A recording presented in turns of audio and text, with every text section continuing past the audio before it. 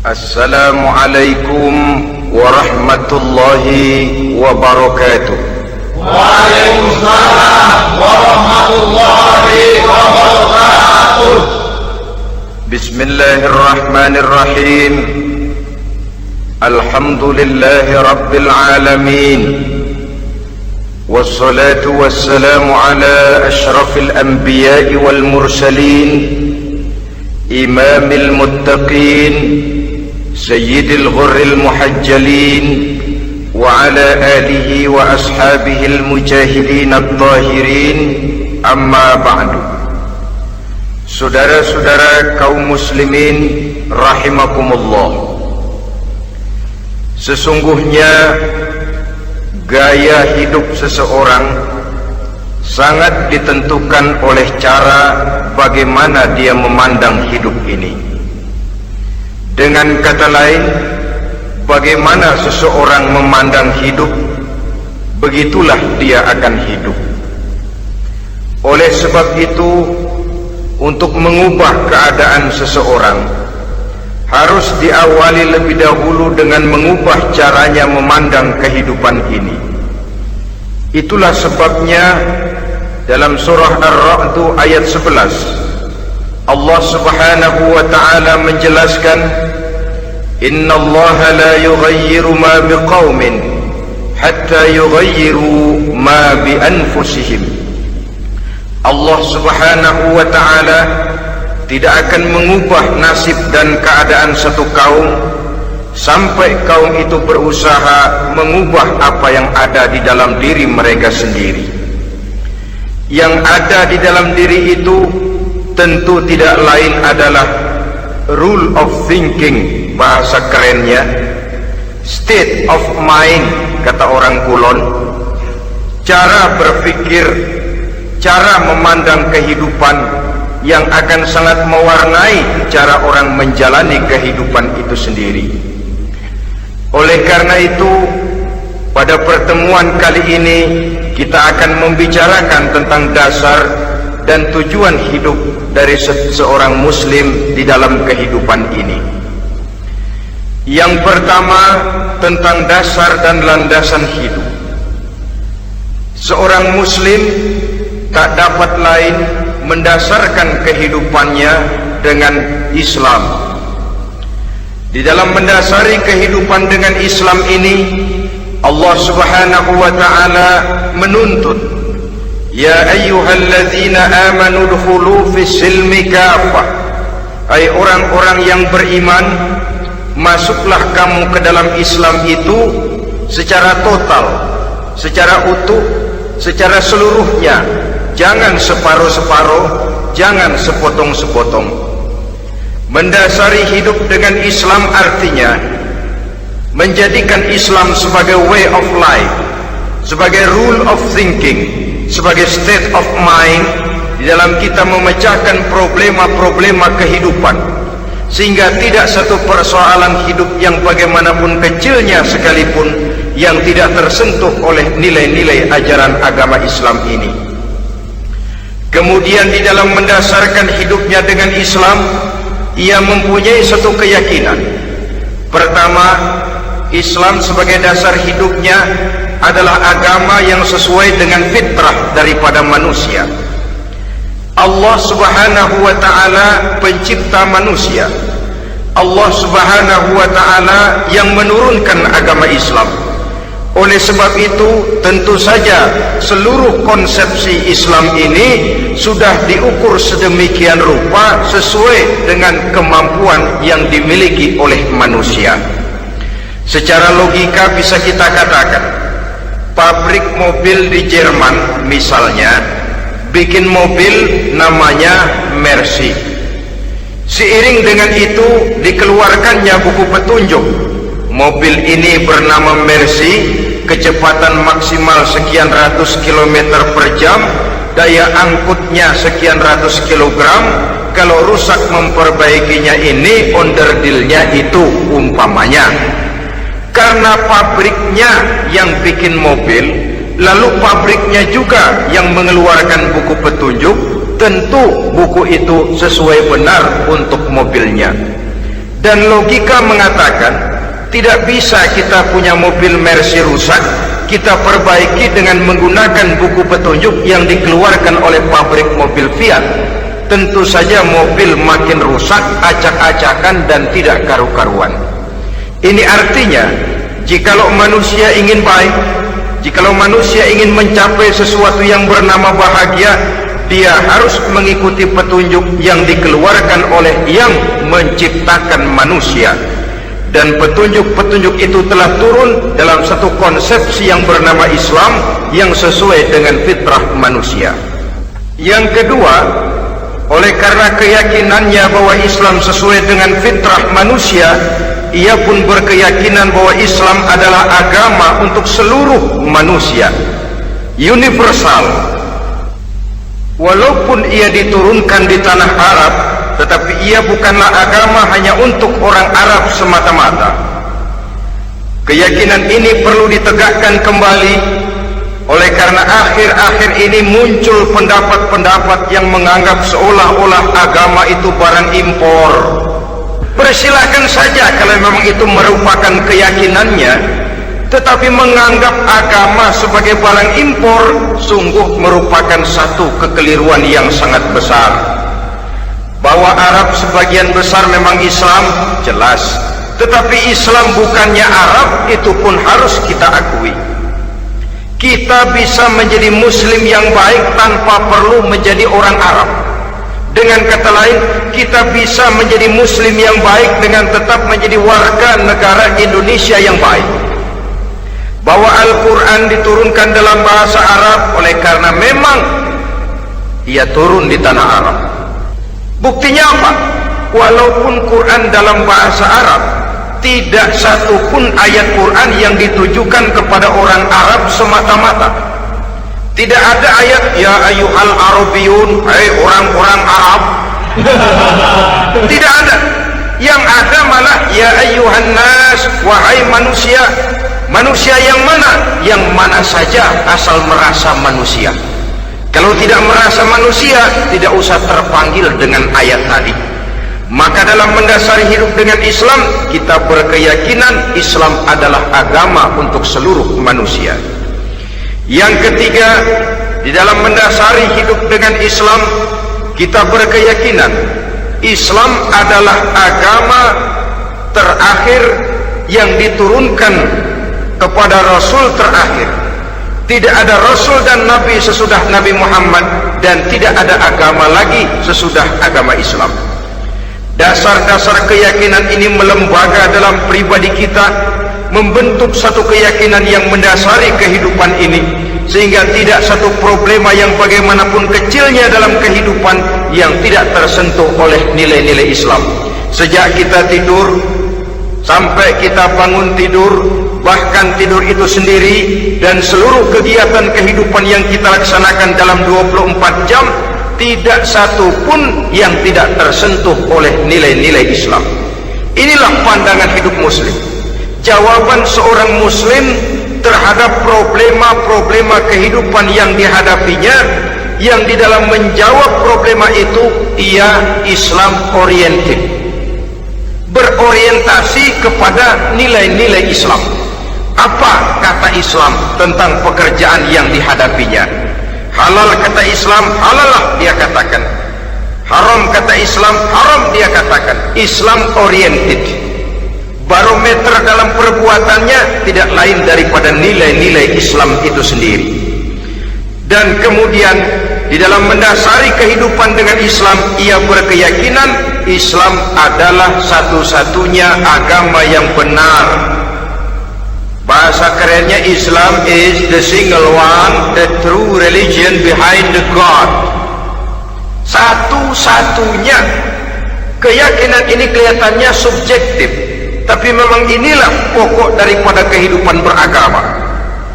Saudara-saudara kaum muslimin rahimakumullah, kalau itulah dasar daripada kehidupan kita sebagai muslim, apa yang menjadi landasannya?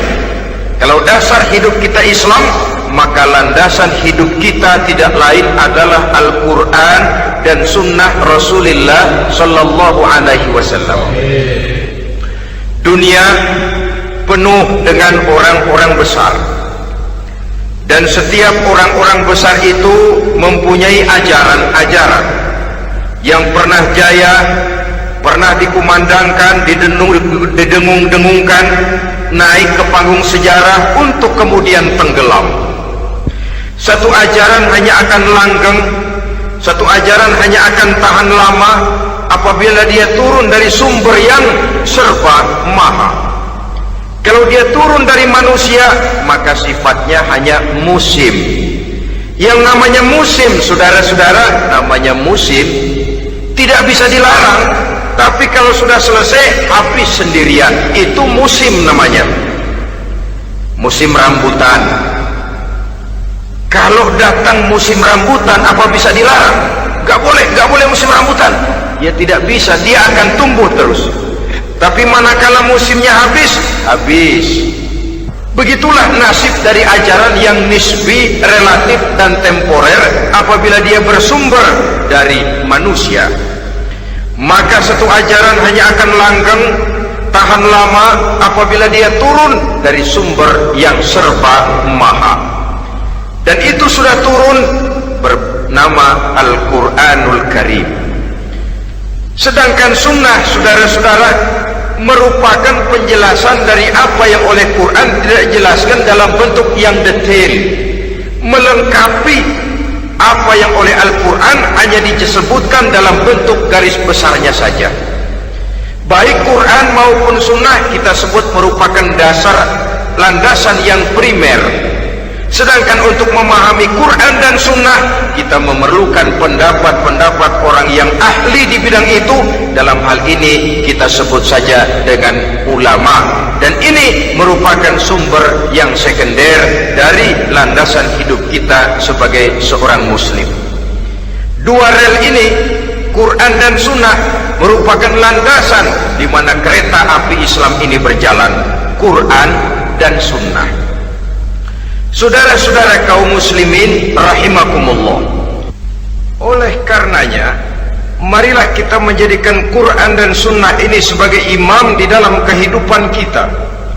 Bukankah Rasulullah sallallahu alaihi wasallam pernah memberikan pilihan, man ja'alal Qur'ana amamahu qatahu ilal jannah wa man ja'alal Qur'ana khalfahu saqahu ilan nar. Siapa yang meletakkan Quran di depannya, dijadikannya Quran sebagai imam dan dia sebagai makmum, maka Al-Quran akan membimbing dia ke surga. Ya, surga di dunia ini, lebih-lebih lagi surga di akhirat nanti.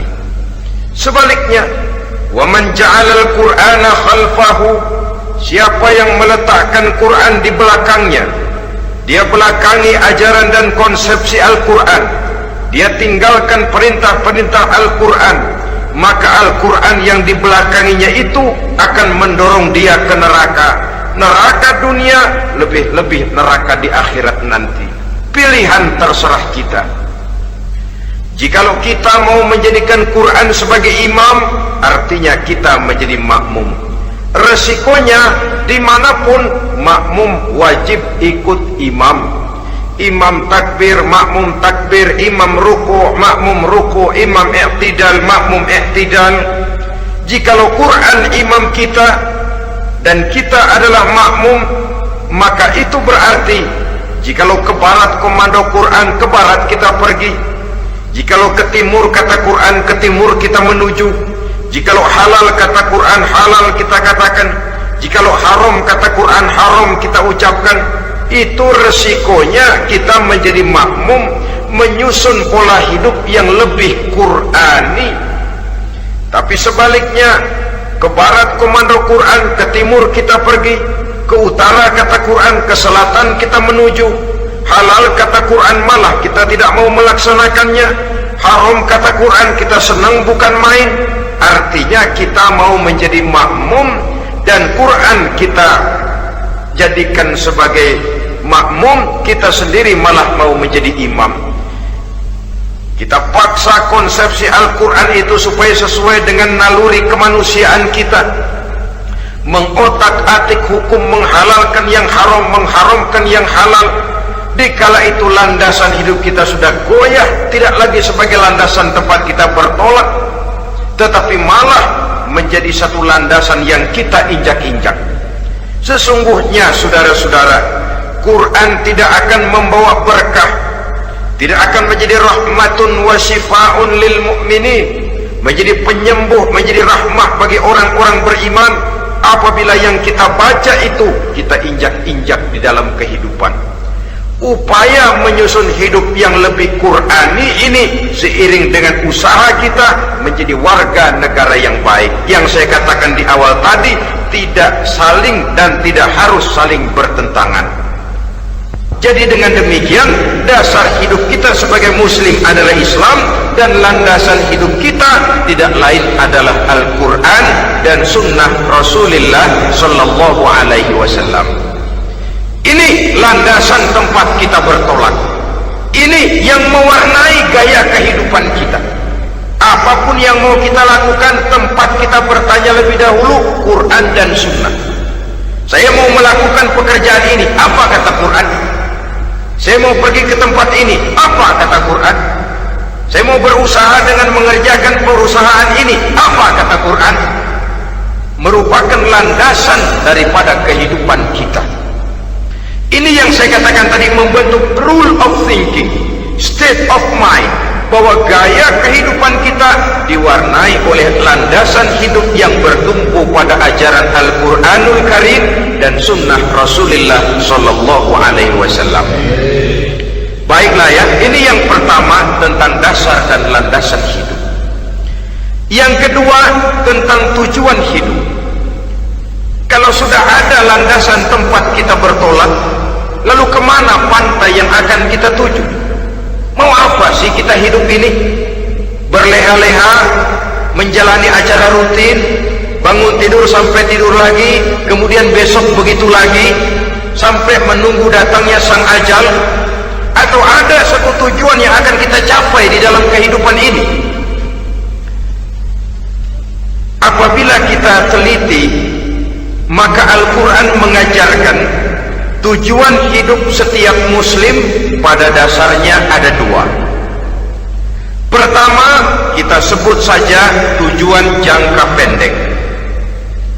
Tujuan jangka pendek itu sasarannya dunia sekarang ini. Bentuknya horizontal, targetnya agar setiap pribadi muslim menjadi rahmatan lil alamin, rahmah bagi lingkungannya.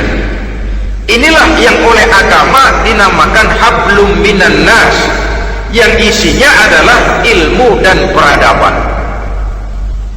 Jadi dunia dan seluruh isinya merupakan tujuan jangka pendek saja.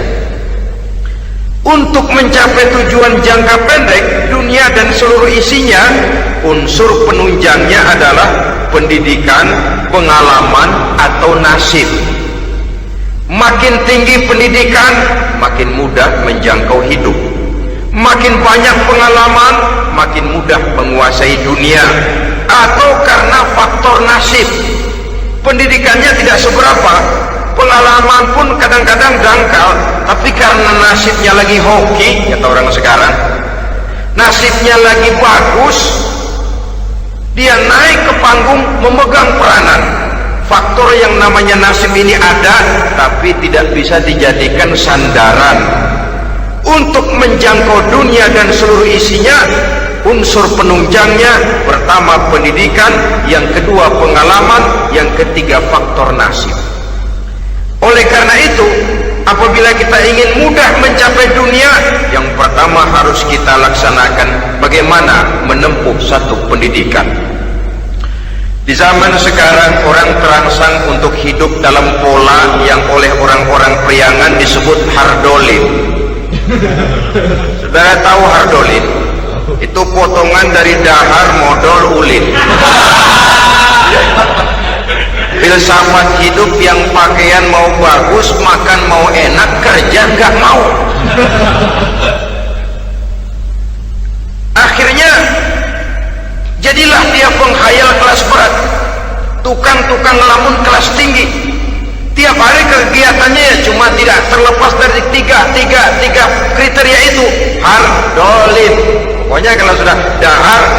sulit. Besok ya begitu lagi. Pola dari dimana orang pakaian mau bagus, makan mau senang, duit mau punya, kerja tidak mau. Kadang-kadang mau kerja tapi tidak tahu apa yang harus dikerjakan, ditambah oleh sempitnya lapangan pekerjaan, tidak tahu apa yang harus dikerjakan, dilatar belakangi oleh tidak adanya pendidikan yang dia terima, sehingga mau kerja apa lalu bingung. Oleh karena itu, terutama buat adik-adik remaja, para pemuda, saya berpesan untuk menjangkau dunia, yang pertama harus kita jalani bagaimana membina diri, mendidik. Taruh kata drop out, putus sekolah, tapi drop out bukan halangan bagi tumbuhnya cita-cita yang mulia. Bahkan ada orang bilang many a great man starts as a newspaper boy. Banyak orang-orang besar yang memulai pekerjaannya dagang koran. Putus sekolah bukan merupakan halangan bagi tumbuhnya cita-cita yang mulia, dan tidak sedikit orang-orang besar yang tidak keluaran perguruan tinggi.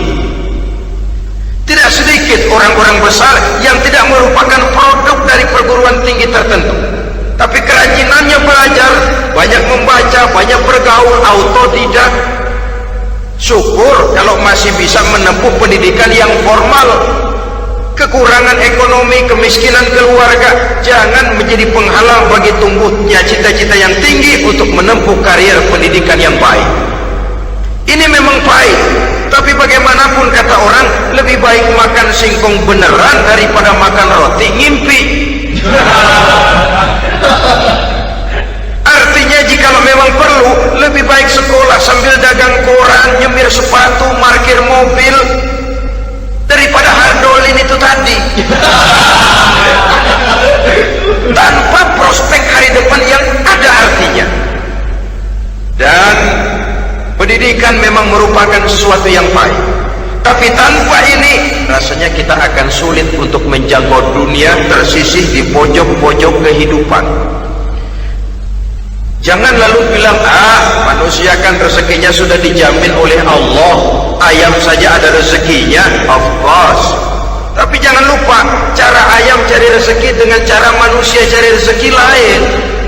Kalau ayam cari rezeki dari tahun atu, modalnya cuma ceker sama patok. Kalau ayam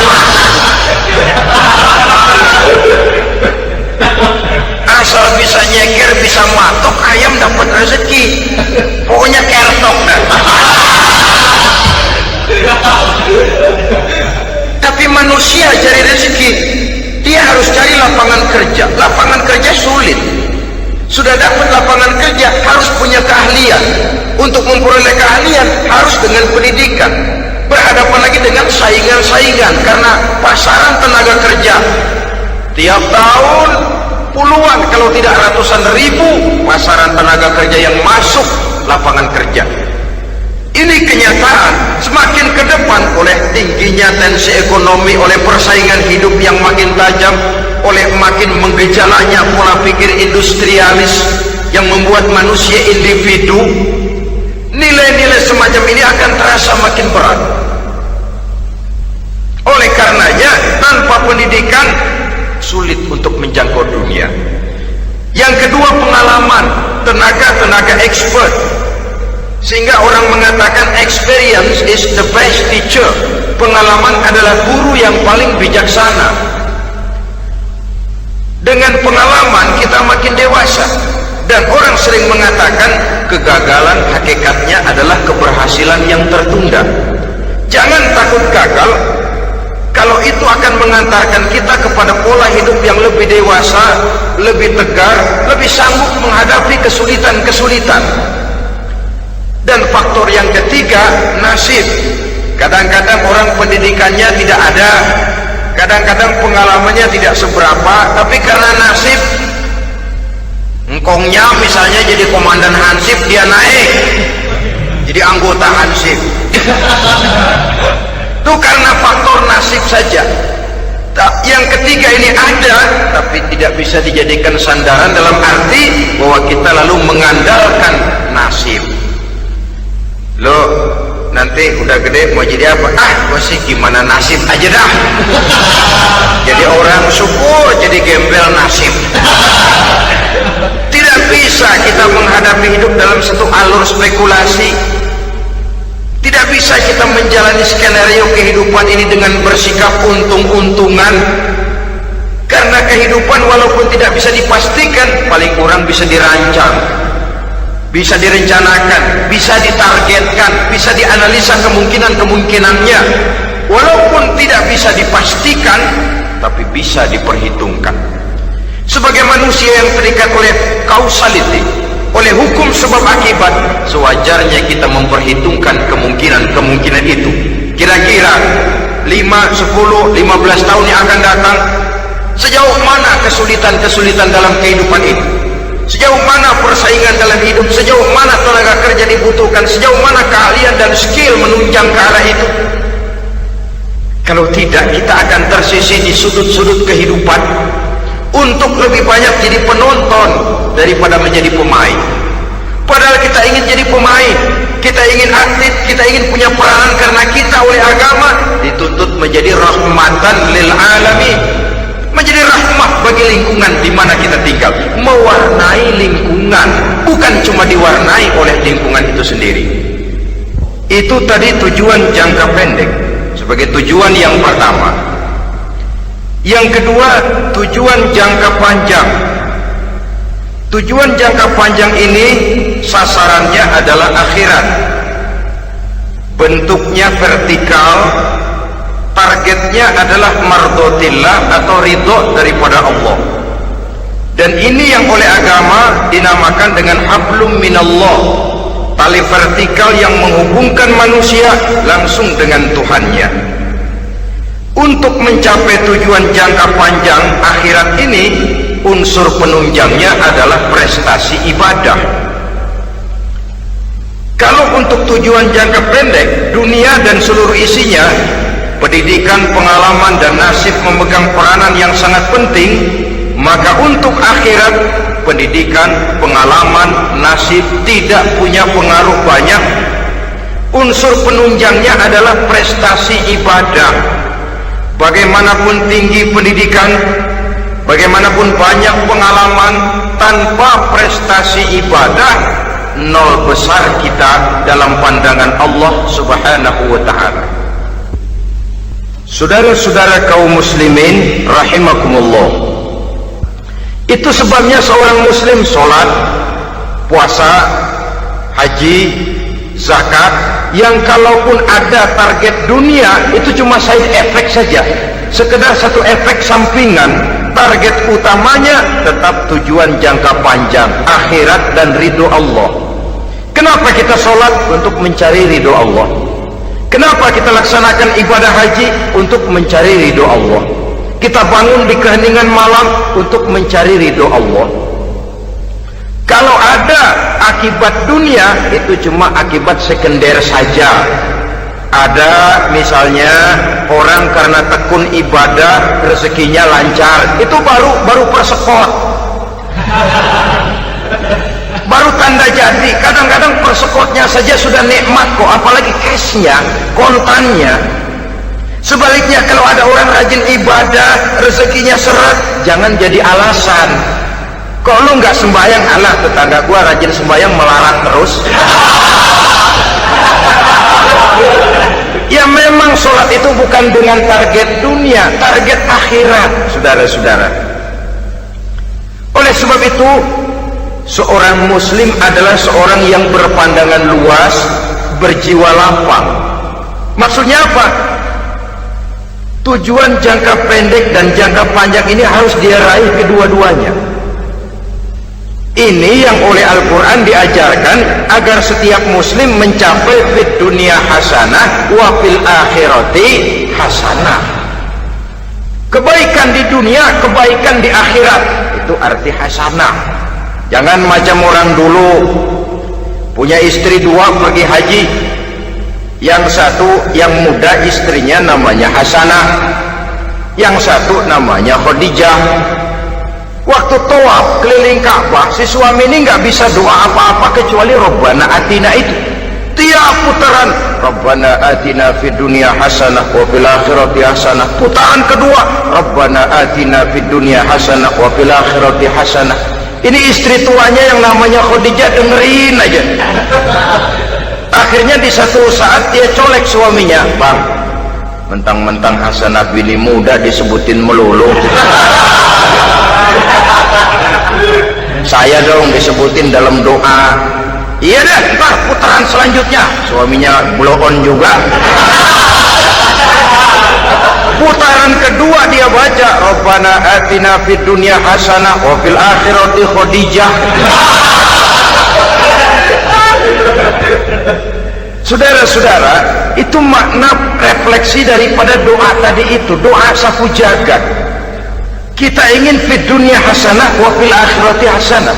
Tujuan jangka pendek dunia tercapai, tujuan jangka panjang akhirat dan ridho Allah juga tergapai. Oleh sebab itu Al-Quran menjelaskan, wabtaghi fima atakallahu ad-daral akhirah wa la tansa nasibaka minad dunya. Dengan karunia yang diberikan Allah kepadamu, carilah bahagia akhirat. Wa la tansa nasibaka minad dunya, tetapi jangan lupakan bagianmu dalam kehidupan di dunia ini. Cari akhirat, utamakan akhirat dengan tidak usah melupakan jatahmu di dunia. Kenapa saya katakan seorang muslim berjiwa besar? Sebab andai kata dia gagal mencapai tujuan jangka pendek, andai kata dia gagal di dunia, dan dia oleh Islam diajarkan jangan sampai gagal, tapi andai kata dia gagal, dia masih punya tujuan jangka panjang, akhirat dan ridho Allah.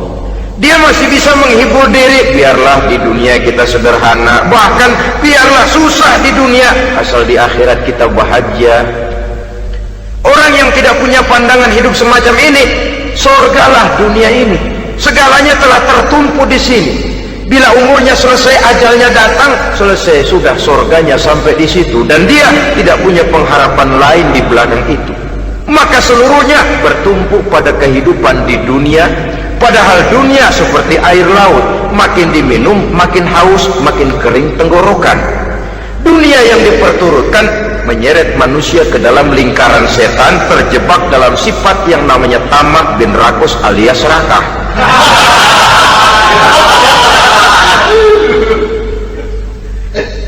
Andai kata dia gagal untuk tujuan jangka pendek, dia masih punya tujuan jangka panjang, akhirat. Dia masih sanggup berkata, biar di dunia kita sederhana, bahkan biar kebelangsak sengsara susah di dunia, asal di akhirat kita bisa bahagia. Kan masih ada harapan. Yang paling bangpak,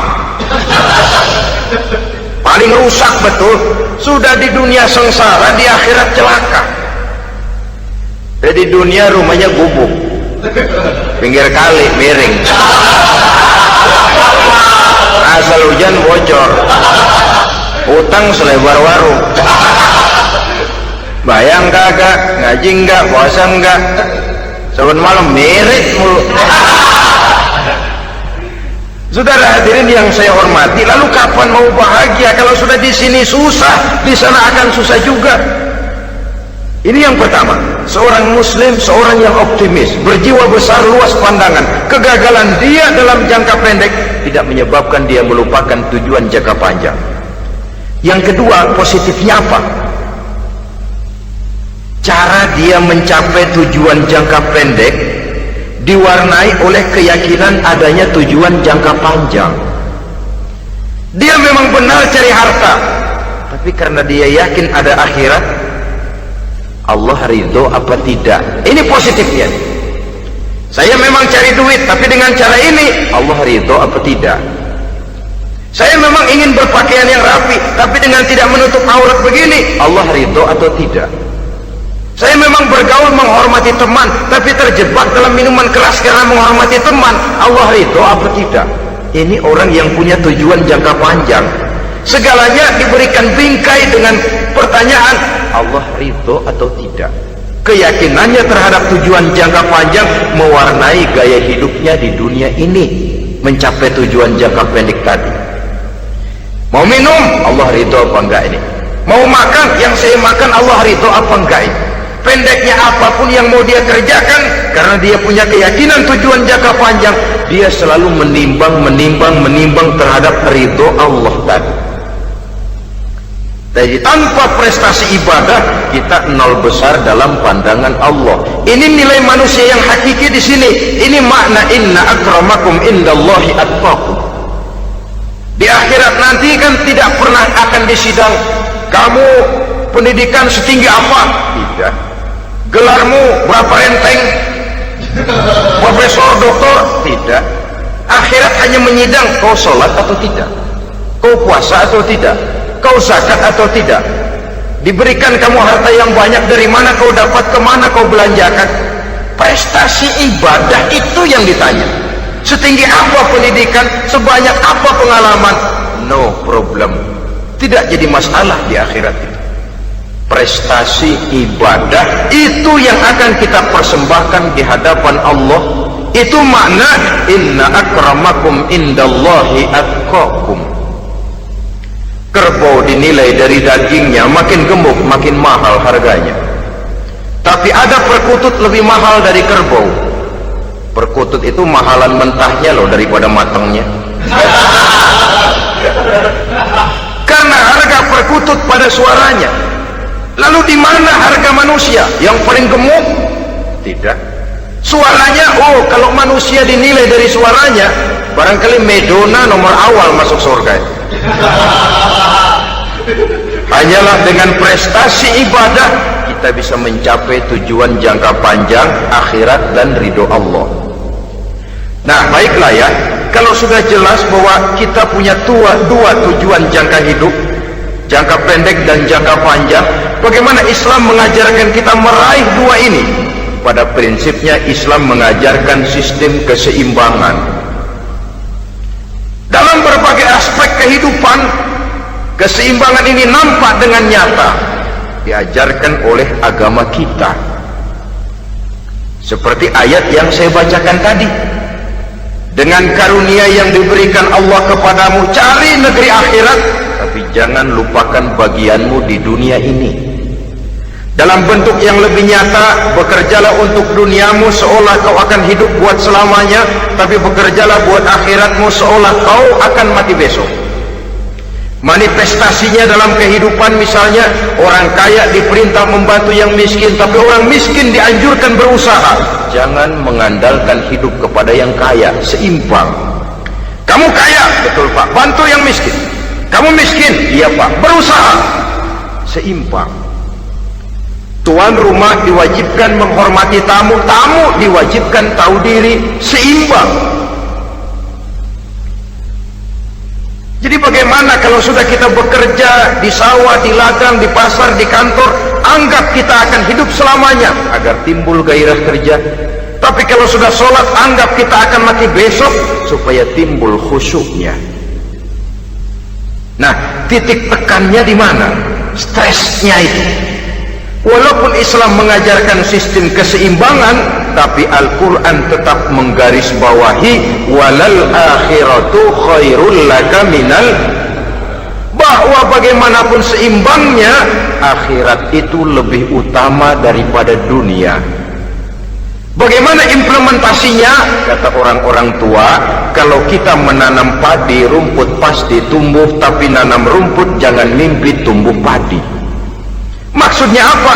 Kalau satu perbuatan kita niatkan karena Allah, dunianya pasti ikut. Tapi kalau satu perbuatan diniatkan karena dunia semata-mata, akhirat akan hilang. Sebab itu, biasakanlah berbuat sesuatu, baik untuk tujuan jangka pendek, lebih-lebih untuk tujuan jangka panjang, dengan motif lillahi ta'ala. Jadi saya ulangi, satu perbuatan kalau sudah diniatkan karena Allah, dunia biasanya ikut. Tapi kalau diniatkan karena dunia semata-mata, akhirat akan luput.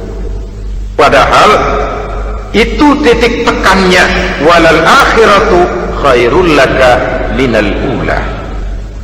Saudara-saudara kaum muslimin rahimakumullah, ini tujuan hidup. Jadi landasan tempat kita bertolak sudah jelas, pantai yang akan kita tuju dalam kehidupan ini juga sudah nyata. Kita ingin mencapai apa yang dinamakan fid dunya hasanah wa fil akhirati hasanah. Untuk itu perlu ada keseimbangan, tetapi titik tekannya tetap akhirat lebih utama daripada kehidupan dunia ini. Sekarang kalau sudah ada dasar hidup, sudah ada tujuan yang akan kita capai, tentu harus ada alat untuk mencapainya. Semuanya perlu sarana. Bahkan pada hakikatnya dalam kaidah usul fikih para ulama mengajarkan lil wasail hukmul maqasid. Sarana dan tujuan hukumnya sama. Ini mestinya mendidik umat Islam jadi pinter. Jangan cuma berpikir melaksanakan satu pekerjaan, tapi juga berpikir menciptakan sarana untuk terwujudnya pekerjaan itu. Misalnya umat Islam wajib pergi haji kalau mampu, kan begitu toh? Kalau dia umat Islam Indonesia, tentu pergi hajinya ke Mekah. Mekah, Jeddah, Mekah, Indonesia perlu sarana angkutan untuk sampai ke sana. Kapal laut, kapal udara. Artinya umat Islam harus maju di bidang teknologi, bisa menciptakan pesawat, bisa menciptakan kapal laut, sarana yang akan menyampaikan dia untuk bisa melaksanakan ibadah haji. Selama ini kita bertumpu kepada pemikiran, pokoknya kan yang penting gue pergi haji pakai apa, kayak gue punya duit. Dari segi pribadi memang barangkali begitu, tapi sebagai umat yang harus mencapai kemajuan, apabila diperintahkan melaksanakan sesuatu, kita pun hakikatnya dituntut menciptakan sarana untuk menunjang pelaksanaan sesuatu itu sendiri. Agama mengajarkan an-nazafatu minal iman, kebersihan sebagian daripada iman. Siapa yang menciptakan mesin cuci, sabun-sabun keras, deterjen, rinso dan lain sebagainya? Siapa yang menciptakan air condition, pembersih ruangan? Kita hanya berpikir pokoknya kan bersih, mau pakai apa kek. Kita jarang yang berpikir kepada pewujudan teknologi modern untuk menerjemahkan hadis itu. Syukurlah belakangan ini sudah muncul teknokrat-teknokrat muslim yang dijiwai oleh semangat Al-Quran membuka tabir rahasia konsepsi Islam di lapangan teknologi modern, yang makin lama makin menunjukkan tuntutan kebutuhan daripada umat itu sendiri. Dengan demikian, apabila ada tujuan hidup, kita memerlukan alat untuk mencapai tujuan tadi. Supaya tujuan fid dunya hasanah wa fil akhirati hasanah tercapai, apa alat yang harus kita pakai? Kita lihat surah At-Taubah ayat 111 memberikan jawaban. Innallaha ashtara minal mu'minina anfusahum wa amwalahum bi anna lahumul jannah. Sesungguhnya Allah telah membeli dari orang-orang beriman diri mereka, harta mereka, bahwa sesungguhnya bagi mereka adalah surga. Coba kita simak ayat ini sejenak, akan nampak dengan jelas bahwa ayat ini hakikatnya merupakan satu transaksi yang nyata benar antara kita dengan Allah. Transaksi jual beli sudah terjadi, dan itu langsung dengan Allah, tertuang dalam pernyataan Quran. Pembeli Allah, penjual kita orang-orang beriman, dagangannya adalah anfus dan amwal, harganya adalah surga. Itu sudah tanda tangan pernyataan kita siap jual beli ya Allah. Apalagi baiat kita apa?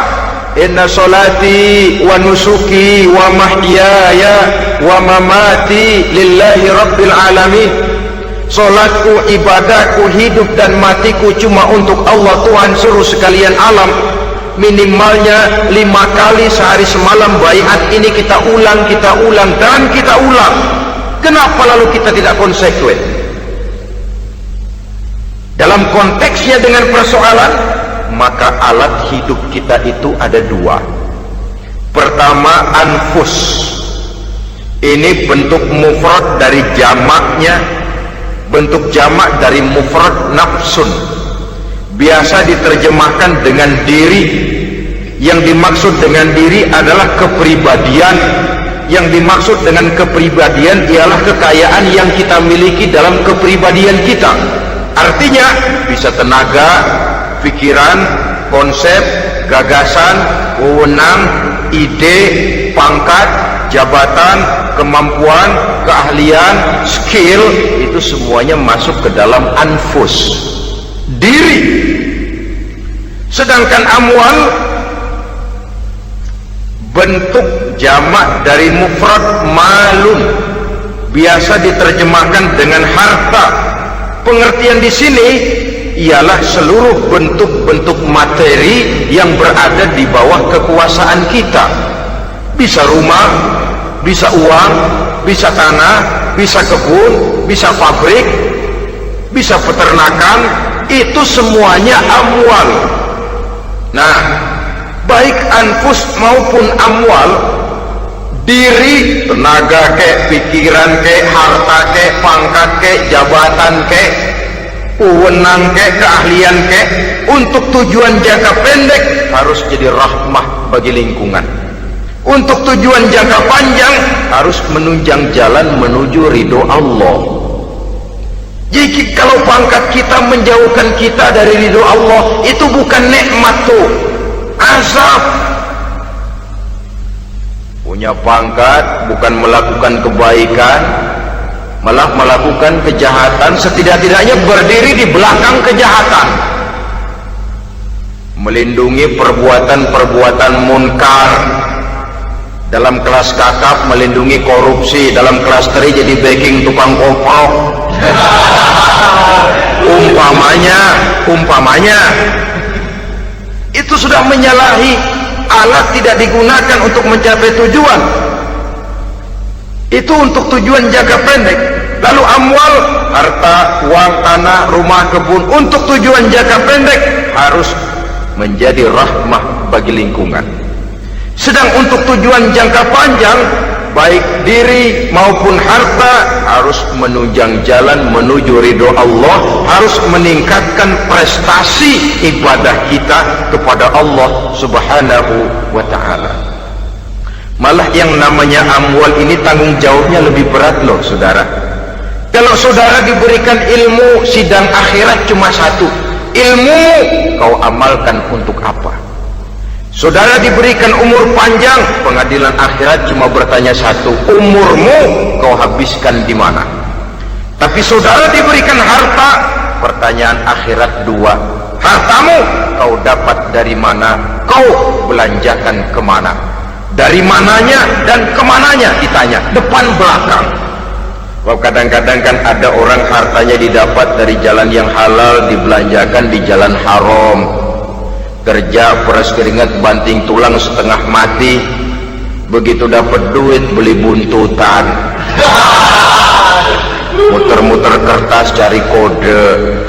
Didapat dari jalan halal, dibelanjakan di jalan haram, atau didapat dari cara yang haram, dibelanjakan di jalan yang baik. Menang judi, nyumbang pesantren. Nabi mengajarkan innallaha thayyibun la yaqbalu illa thayyib.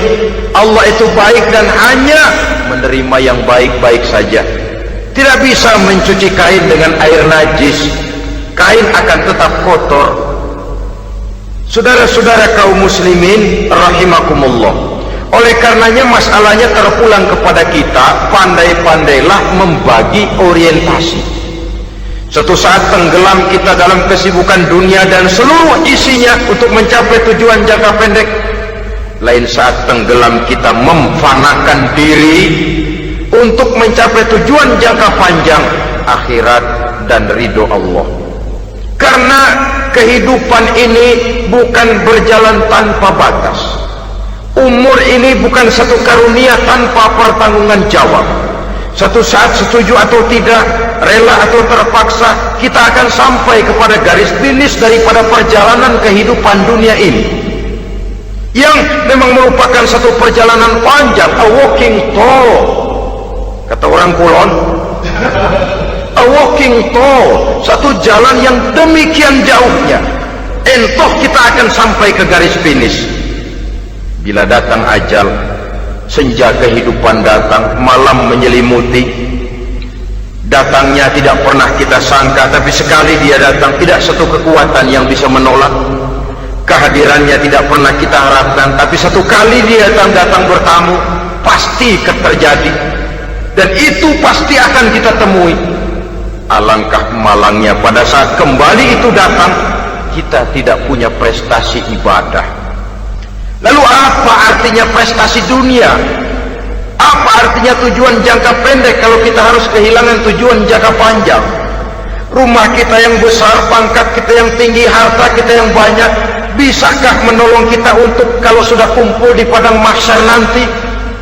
Malaikat, jangan gebugin saya, rumah saya harga 2 miliar.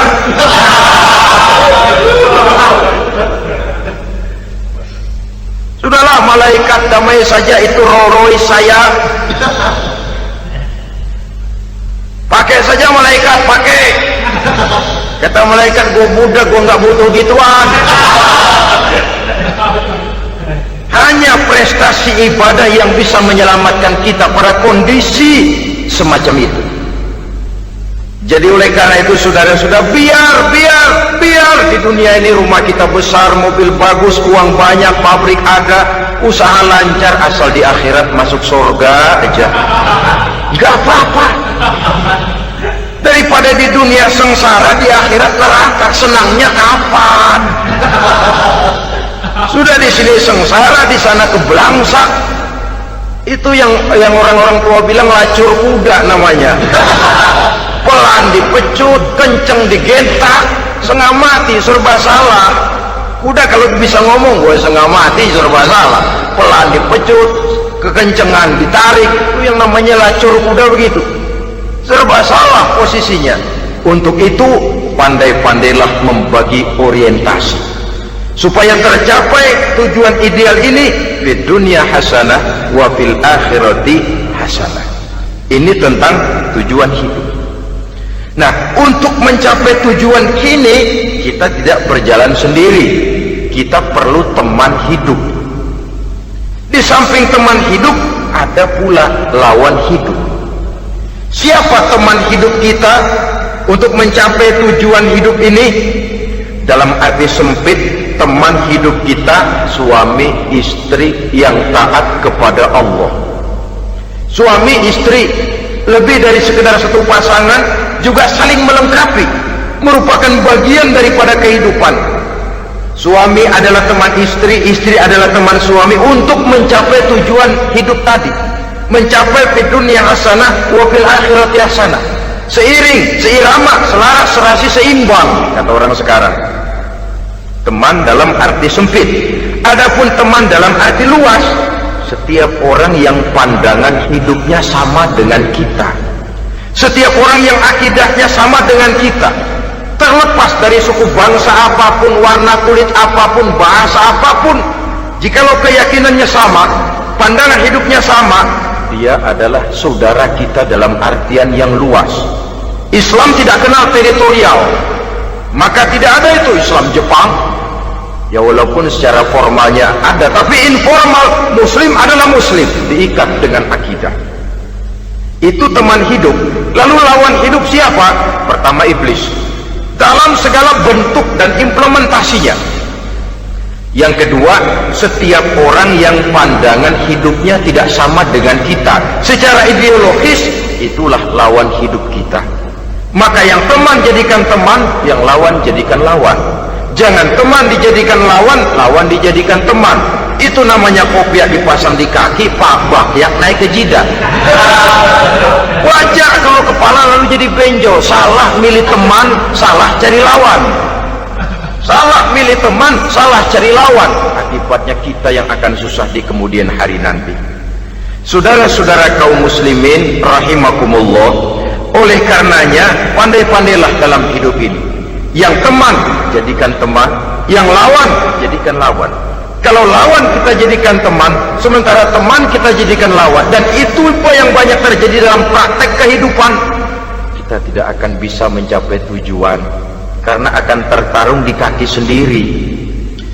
Nah, ini sajalah yang kita bicarakan pada pertemuan kali ini. mudah-mudahan ada manfaatnya. Terima kasih atas segala perhatian, mohon maaf atas segala kekurangan. Uzikum wa nafsi bitaqwallah. Wassalamualaikum warahmatullahi wabarakatuh. Waalaikumsalam warahmatullahi wabarakatuh.